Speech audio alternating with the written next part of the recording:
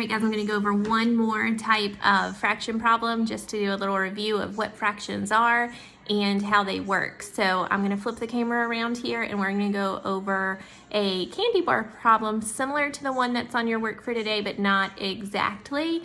And then you can use what you learned from this problem to help you figure it out, okay? This problem says Jennifer has 1/4 of a candy bar. Sherry has 1/2 of a different candy bar.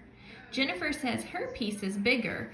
Can this be true? Oops, forgot my question mark. So let's think about fractions for just a minute. All right, so if I have two candy bars that are exactly the same size, all right, 1/4 means that I've broken my candy bar into 4 equal pieces. 1/2 means I've only broken it into 2. So 1, 2, 3, 4.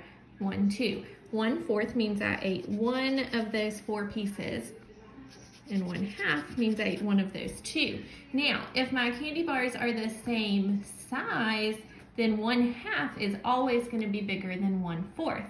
But let's look at this problem. This says that Sherry ate a different candy bar. So let's think for a minute. Maybe Jennifer had a king size candy bar. You know, one of those great big ones that's made to share with other people. So this is a great big candy bar. Now, 1/4 means she has divided her candy bar into 4 equal pieces. So there we go, all right? 1/4 means she ate one of them. But what if Sherry, now Sherry had a half. Normally a half is bigger than a 1/4 if they're the same size.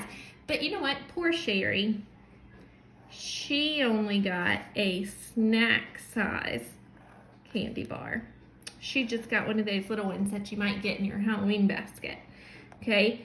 And she ate 1/2 of it. That means 2 equal pieces, right? Because our denominator tells us how many pieces we have. So she ate one of those 2 pieces. Now, in our problem, Jennifer says her piece is bigger when she had a 1/4. Was she right? This piece is bigger than this piece, isn't it?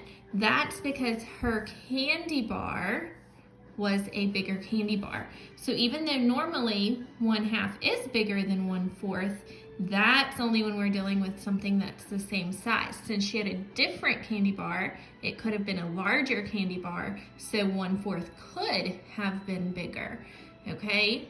So I hope that helps just a little bit. It depends on the size of the piece that you're cutting in half. Just remember, if they had had the same piece of candy, maybe if they both had a snack size, then Sherry's definitely would have been bigger because that would have been 1/2 of the same piece. But since they had a different candy bar, it doesn't tell us necessarily that Jennifer's was bigger, but it could happen, right? So just a little bit of thinking there for you. So when you read your problem for today, guys, draw out some pictures and see if you can figure out how that's going to work, all right?